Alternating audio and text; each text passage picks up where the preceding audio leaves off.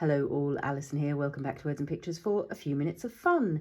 If you saw the journal pages early stages, you'll know how all this came about. And today we're going to go on into some journal pages later stages. Since you were last here, I have added some autumn leaves to my musings. I think that these are going to be part of the mix, really. These came from the stock of autumn leaves we created last year, it is, and they've been waiting for autumn to come back around. So yeah, I'll link to that as well in the description down below.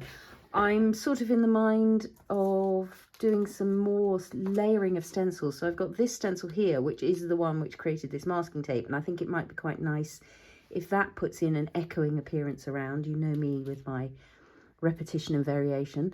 And the same with, so we used the large wheel stencil last time around.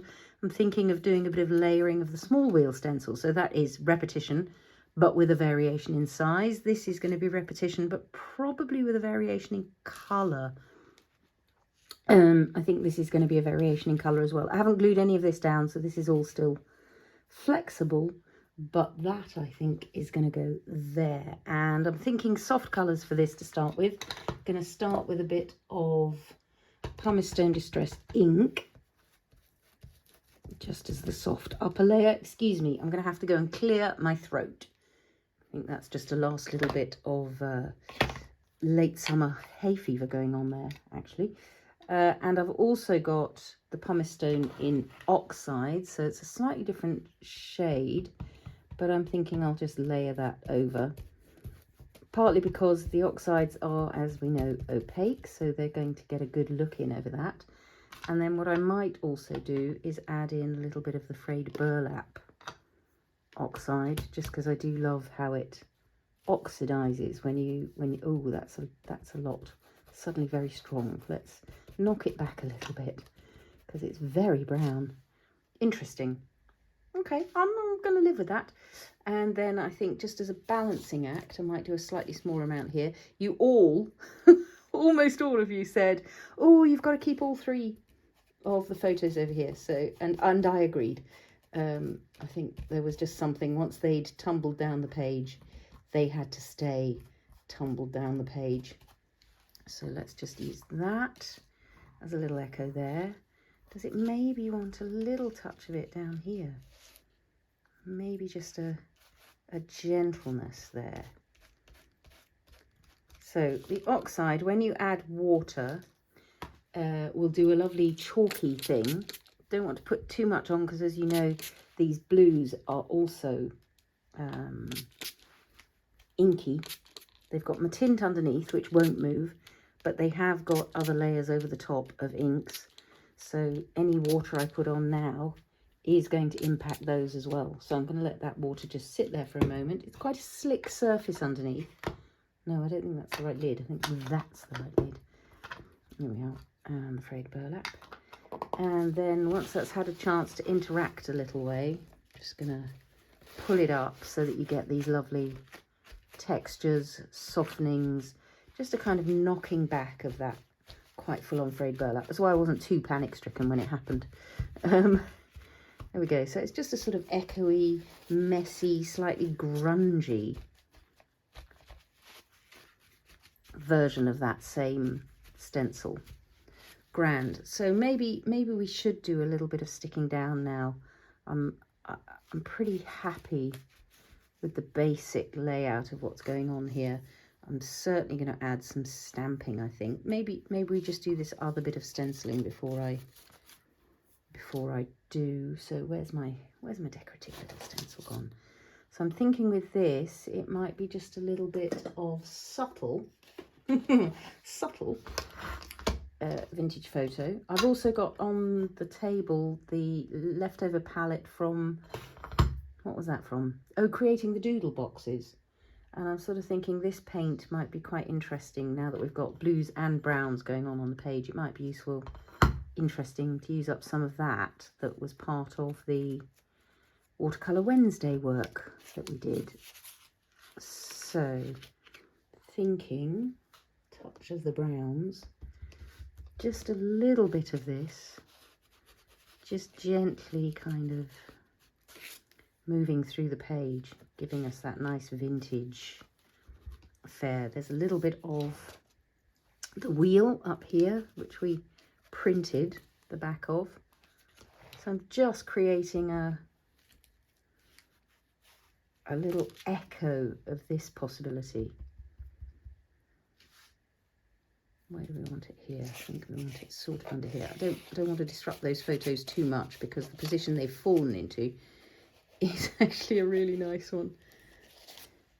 Little trails of this decorative patterning. I think that's quite nice. Maybe a bit more along here. Again, just disrupting that circle a little bit. Let's put some through here. Yeah, it's kind of got a look of old wallpaper, maybe the house where these children lived. It's little echoes in their memories. Right, so you can see this masking tape is still sticky. It keeps sticking to the paper in a manner that might be annoying if I were in that sort of mood, but I'm gonna be happy about it because it does mean we're gonna get to glue things down without too much trouble. Yeah, I think just keeping things fairly simple is the way to go on this page. Good. Okay, yes. So let's get some glue behind some of these elements because I like where they are. I don't know that I'm going to glue the leaf just yet. I want that a little bit further over because I want it partly behind the photo. Okay, you first. Just going to put a bit of glue on the page behind it, like so. And I quite like edges coming up, so I hardly ever glue all the way to the edges of my elements because it means that I can still tuck things behind if I want to. I can still mess up the edges if I want to. So I tend to glue very loosely, certainly in the first instance. And then as we get towards the later stages, if something needs a bit more of a firm hand glue-wise, that's when I'll do it. But for the most part, I mean, these are living in art journals. How violently are they going to get treated that anything might come off? That masking tape, I think, is perfectly happy to do its gluing by itself. But this won't be. So this bit of fabric, torn fabric, is going to go just along the bottom of the photo here. So this, as always, is my Cosmic Shimmer glue, UK company, but any acrylic glue will do. So use what you have. Don't go panic buying. It's not necessary. Oops, pulled that and pulled the other bit by mistake. So fabric will always need a little bit more attention glue-wise because it's not a solid thing. It's woven and you'll hit some bits of the weave and not other bits.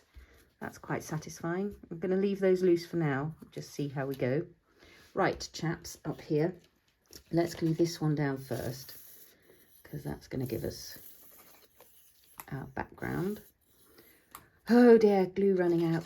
Need to leave it lying on its side rather than upright when I'm storing it, and then the glue will be ready to come out. Come on, glue. I don't want to put more than that on you, especially if I'm running out.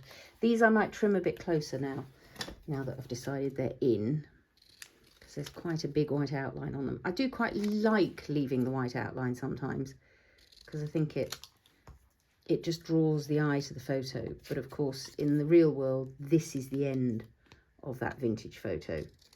But as I say, I quite like that extra bit of framing that the pale bit gives me. Especially given that over here there's no framing to that really. Congratulations, all those of you inventing stories in your heads about who these people are. Are they the 3 children that survived and went on to other lives in the future? Are they the parents of these ones over here? Are they relatives who didn't make it and are only remembered in these little informal snapshots now? Let's see, something like that, something like this. Do we tuck that behind? Yes, I think we do. Bit of glue. All of this doesn't need to take hours. It's playtime, and And it's not about spending hours and hours on a thing. It's about letting it flow a little bit, letting it find its way. That's quite nice. I think we had another little bit of, yeah, and we might want another bit going downwards, I think. Oh, in fact, maybe we tear that and have that come down at the bottom and that go up at the top.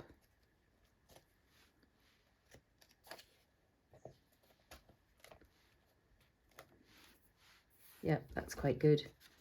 Little rough sort of hello from the blue paper. And tumbling photos. I want to try and keep that first fine rapture. That's a quote. I'm gonna have to go and find out what first fine careless rapture. It's poetry somewhere. Okay, that's good. I think I need a little bit more ephemera around. Some of that might be direct stamping. I might do a little bit more stamping onto these little end pieces that are around. So I've got, of course, this is from my PaperArtsy vintage advertising, which I seem to have put away. I'm sure it was here. But I've also got these two Tim Holtz sets around, ready to play with, which have got fabulous bits of ephemera on. So since that's what I'm holding, I'll go and look for my one in a minute. But since I've got this right here, let's use this right here. That'll just about fit on there, will it? Well, we'll get either the lower part or the upper part. Okay, what do we want to stamp it in? I think I stamped that in something like potting soil. I don't remember. Any old brown will do. There's ground espresso. Let's use that. So let's see how much of this we can get visible and which bit we like. We haven't got any deeper bits there. No, because these were all oh, look. Yes, we have. These bits were all trimmed off something else I was doing. I can't remember what now. But that gives me another nice little label to go somewhere. And if I want to just give that an extra bit of delight and detail, I might just pull into action the Mattints, which are here. I've got Ash, which is one of my favourites. Just gives me a sort of vintaging effect, like using an ink. Just gives me a bit more of a grey, and it'll also give me a sort of matte sheen over that paper. It's a subtle but important little detail to me. Might use some of that. Ooh, I know, where's my little wheel stencil gone? Here we are. Going to put some of this over the top of that. Have I got something spongy around? Yes, a bit of natural sponge. Just to add a bit of texture using that ash. That's really nice. You'll see it in the close-up at the end. It's so nice that I'm going to do it in these two other places that I've got that as well. Just adding a little bit of extra detailing. Let's see if I can get it on camera as I do it. Let's line up. There we go. That's lined up. I can see those lines. So just little dabs of this. And with the natural sponge, so this is a piece of natural sponge, you do get a really lovely texture, unlike man-made sponges, which are really quite boring in the effect they'll give. I've scrunched this up so much that it's hard to see now where the edges are. There we go. Those are the edges. Let's put a bit more Mattint over here. I'm also doing this because I like the colour of the ash. That brown frayed burlap is just getting a slight softening. Nice. Going to knock it back a little bit. That I will give a spritz of water to, because unlike ink, the Mattint is like an acrylic paint, will have a remainder effect. Let's just knock that back a little bit. It was a bit too much. I got over enthusiastic, but it's fine. As long as things are still wet, you can always alter them. And if it's a water soluble medium, you can alter it even after it's dried. So you can see I don't religiously clean my stencils. That has got a bit of paint on, but it's nothing that's going to interfere with its operation.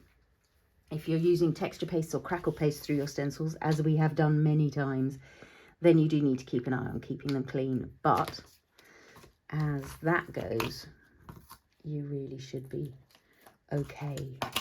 Grand. So I'm thinking this little label sort of wants to have a, maybe we need a littler label over there. Maybe it's another of, there we go, it's that. And there's my glue gun. Just another little bit of detailing in there. Ooh, look, that was coloured on both sides. Interesting. What that was about. And then somewhere here is my tin with my little labels. No, that's glass embellishments. Oh, there we go. So in here are some pre-made ones. I don't think I want to go for the turquoise, full-on turquoise, but I think we've probably got room for a couple of neutrals. There's a nice ticket. That might be a travel ticket that somebody tried to use but then didn't have the right papers to get through. That's a cinema ticket, quite clearly. So not that. That looks more like a travel ticket, and it's got that nice blue affair going on. That's a bit too green to use here. So these are all hand stamped and tinted. Again, there's a video for these, which I'll try to remember to link down below. Give me a shout if I forget. But what I'm about to grab for are going to be some of the beautiful ready-made ones that also exist. So those are Snippets, and somewhere here, usually always on the desk.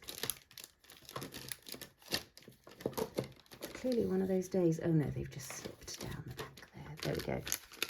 Little, oh yes, I just happen to have thrown some bigger labels in. These are the tiny Curator labels. So I think I'm just going to want a few of these dotted around as well, because they are utterly gorgeous and they make me very happy. Not the pink one, don't want that. As I've mentioned before, there are people who very diligently and sensibly arrange these in sort of photo books just behind flaps of film, so they can flick through and find very easily what they're up to. But for me, this fishing through and coming upon the right thing is actually part of the joy of the process. So I also, when do I have time to sit and put things in? I know that it would save me time in the long run, but I somehow can't get the balancing act right to sit down and do it. Okay, that gives us plenty to be getting on with. Maybe, yeah, you up there. I do like this ticket, so I think this ticket is going to be part of the game. Let's see if we can slide it far enough under. Yeah, something like that. Something like that. Maybe not New York. I don't think anybody made it as far as New York, although some of my family did. As anybody who's got my stamp sets will know, lots of the ephemera in the stamp sets from the part of the family that did make it to New York. And actually, Martha became a renowned concert pianist, had a solo concert at Carnegie Hall. And you've got lots of her ephemera in my stamp sets. Her school reports from the Vienna School of Music around 1902, 1903, before they had to flee, obviously. That's quite nice, just tucked in there. Maybe something under there. This is one of the ones from my stamp sets, and I'm enjoying that at the moment. Might send a little bit further over.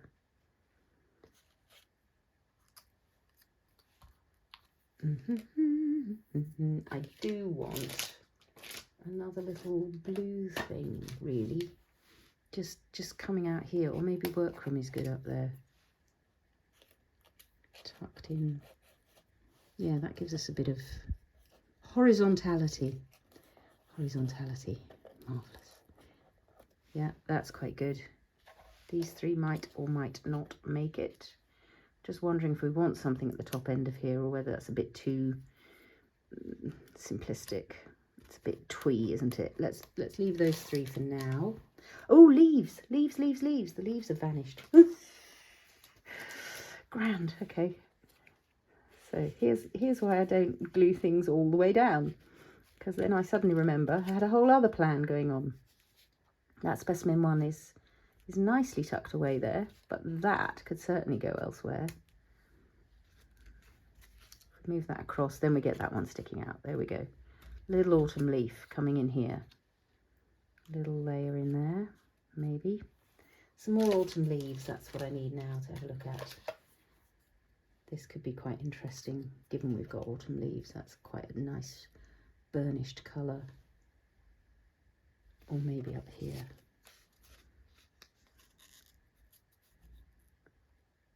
That's going to make the little boy invisible. We don't want to do that. Right, where are the rest of the autumn leaves that were hanging around? This one, I do really like this one on the book page. But I'm wondering if it's a bit too conveniently the same as the other. Maybe if we put it going in a different direction. See, it shouldn't have stuck down yet.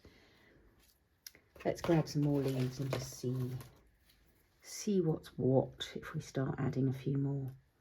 That's quite nice layered over there. Or maybe it's leaves. There we go. Maybe it's leaves up at the top here.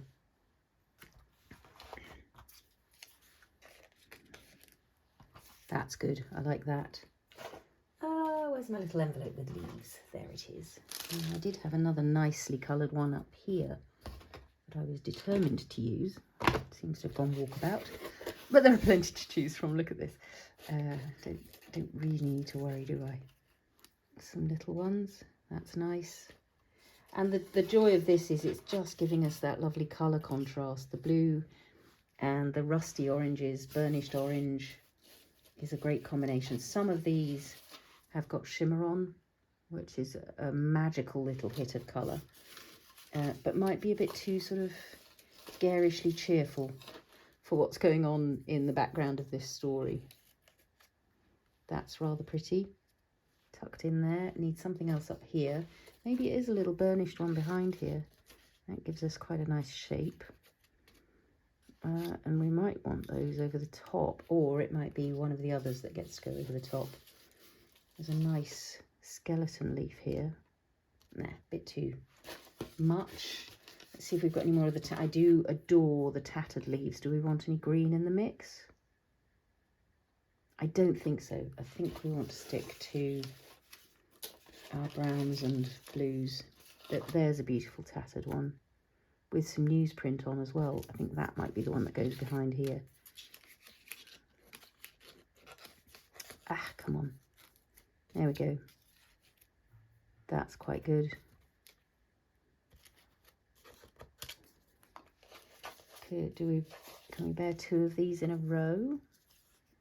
It's the same die cut, but look how different it looks, just made out of a different paper, slightly different colours in the mix. Sticking out of the book, maybe not such a good idea, because that's quite a fragile one, the book page. If it were this, I'd probably risk it. Yeah, a few more. Something a bit more rusty up there. That's better. Those two. Yeah, enjoying that. And then also riffling through for something rustier to just join these two. Is it maybe something little like that? No, a bit too, what is it? Too carefully done that. There's another one with some nice text on, heading in that direction. Too big. That could be good. And what's nice about that is that's got a little bit of blue speckle on. Maybe that. Although I think maybe that.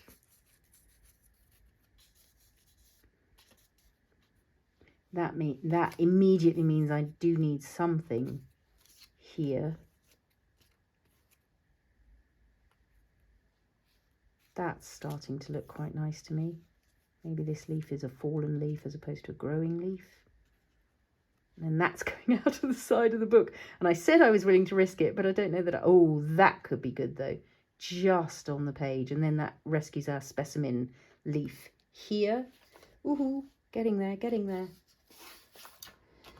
Now, oh, there you are. Good, that's the one I wanted. And that's got another nice little bit of blue going on it, which is quite fun to just have that turquoisey element. I think maybe that. And then finally, a different shape. I need something more jaggedy there. Ooh, you're nice. Something's telling me some of these kids made it to Canada, which another part of my family did. So yeah, that seems appropriate. All these maple leaves definitely got Canada on the brain. Need to make sure that I can close this book, so I don't want anything going too firmly over there. Just wondering if that's a bit too much coming down, and maybe we want more energy going up. So as well as the colour, it's about the direction of energy when you're putting in these leaves, that they give you. Yeah, I think that's better with that sort of dynamism heading up there. Let's maybe see what happens if we put another little one down here. Yes, all good. All good. Enjoying that. Enjoying all of that quite a lot. I think it does want another little label now, maybe with those leaves. First class to Paris. Yes, why wouldn't they go first of all to Paris? En route to Canada. It's all making geographical and political sense. There we go. So just a bit of gluing now, and then what I might do is a final bit of detail stamping in various places. So again, you can see I'm just putting little dots of or streaks of glue to just give these leaves a bit of hold. I'm not doing a full-on glue everything down perfectly game. Wondering whether instead of that brown there, that's better, and then this one can tuck under here. That's much better. The less full-on colour one, so that those leaves up there get to shine.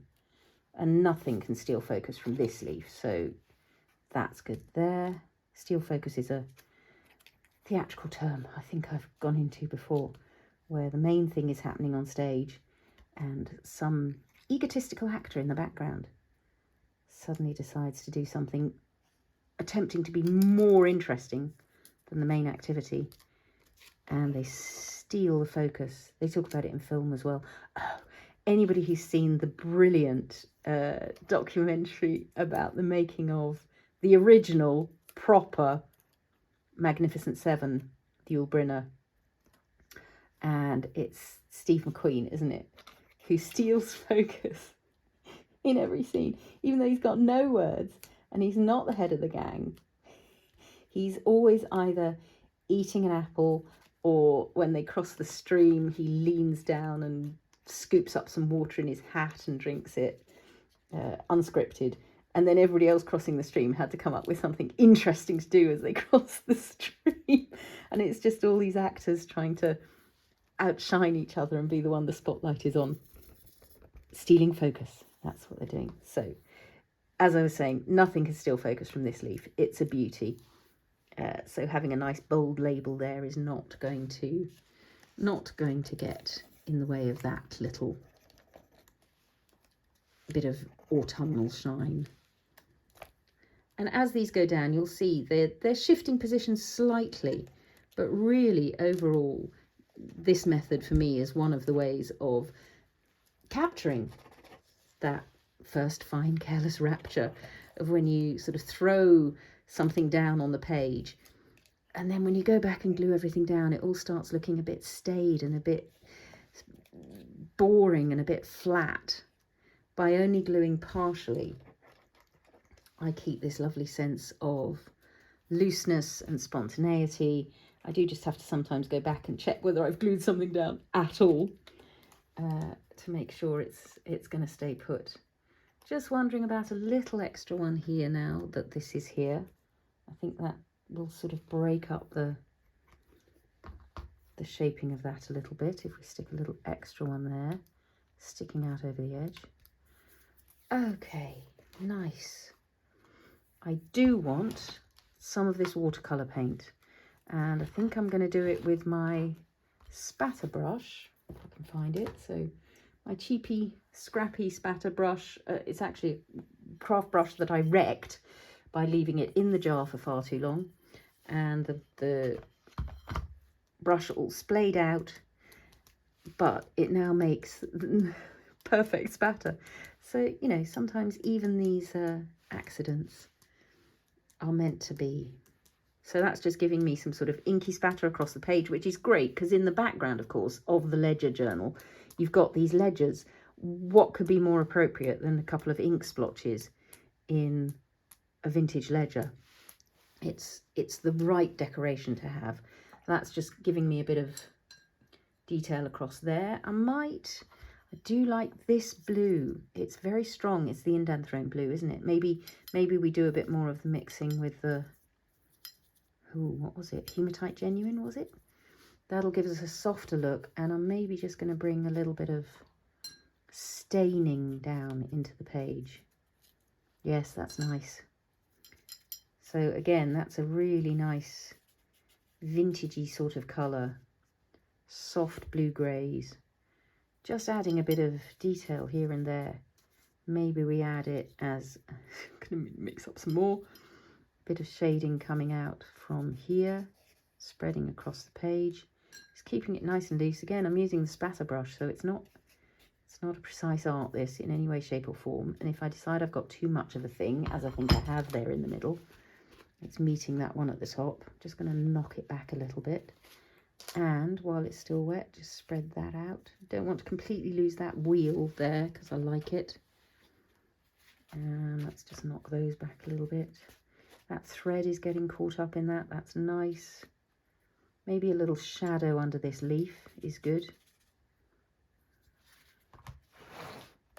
Sorry, I just realised I was off camera for this top bit. So yeah, I'm just dabbing on. And maybe a little bit of lid stamping, I think might be in order. Not sure what colour though. Not sure white. Oh look, there is a bit of white. Did I do that in the last session? Guess I must have done. I've got no recollection of doing it. But if we've got that there, we might as well do a little bit more. So this is a little bit of Cloud 9, which is a slightly off white. I'll spread it out onto the craft mat, and then I can just go in and down like so, pick up some of that and just make sure we're tying things together. See, the white isn't going to show up terribly well, but it's maybe just a nice little hint of something mixed media-y on that corner, on that corner, on that corner. And of course, now I've got that white paint on the mat, you can bet what I'm going to do. Let's get the spatter brush out again and use it to just add a little bit of frosty winter spatter, particularly on the leaves. If I get onto the faces, I will try to wipe it off the faces. I don't mind a little bit on the photo, but where it's hit her on the face, I'll just get in there before it dries and knock it back a little bit, because I don't want it all over the faces. I want to see the faces. I want to read the eyes.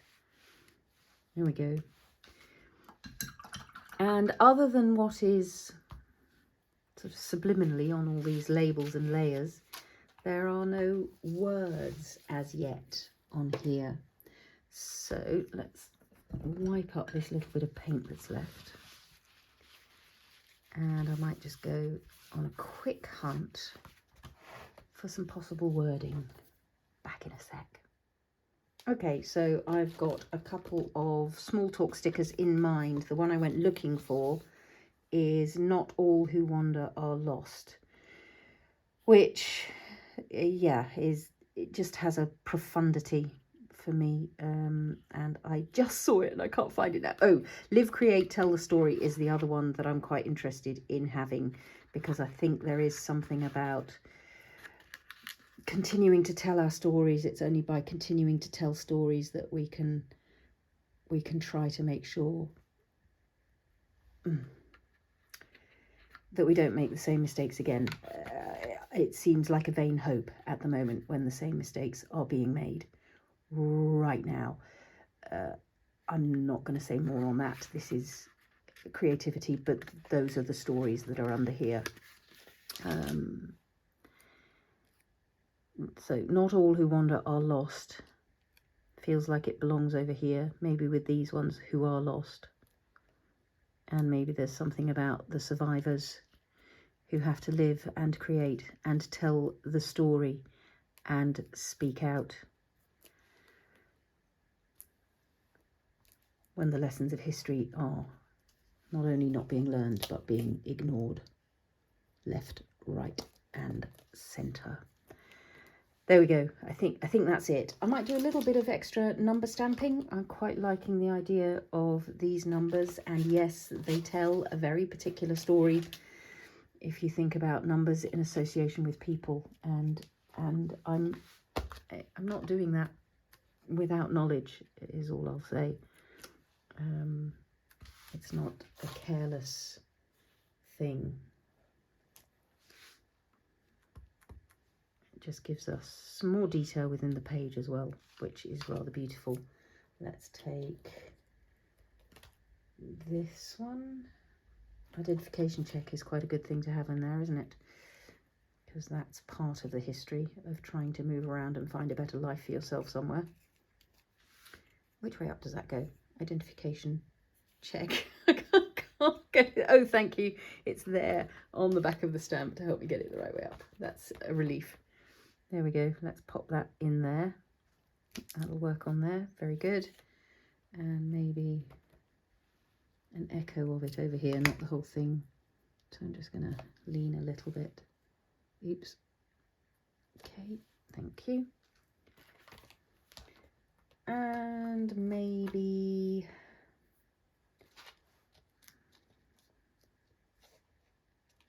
what else? Corresponding order is quite nice. I do love this round one here. So I've always tried to have round elements on my stamp set somewhere, because there's something about a bit of round ephemera that just has a detail and delight to it. Sorry, this all got, no, well, am I sorry? This all got a little heavy today, but the world is feeling rather heavy at the moment. And so maybe it's inevitable that a little of that heaviness makes its way onto the page. In any case, I hope you've enjoyed seeing how those elements come together to build on the early stages of the journal page to create something that has echoes, repetitions, variations, hovering ideas, colour, consistency, but not entirely. I will, of course, dive in for a close-up. Just thinking I might put a little shadow under those words there. I think it'll be quite nice to have just something that ties that into the page. So that's another little bit of that watercolour on the brush. Just under there and maybe under there. Just those little shadows to create depth. Thank you so much for your company. If you've enjoyed today's episode, do leave me a thumbs up. If you're not already subscribed, do consider hitting the subscribe button. I would love to have your company on this creative journey. And happy crafting all.